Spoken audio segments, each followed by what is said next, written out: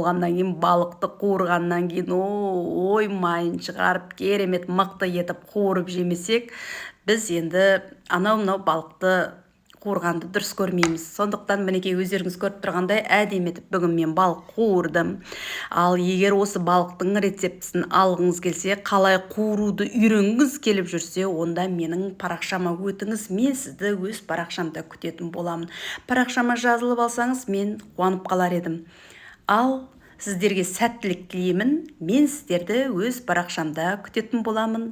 Ал ханымдар, ханшайымдар, алдағы уақытта менің мастер-классымды оқып, VIP пакетке өтемін десеңіз, міндетті түрде хабарласыңыздар. Телефон номерімді арнайы сіздер үшін қалдырып қоятын боламын.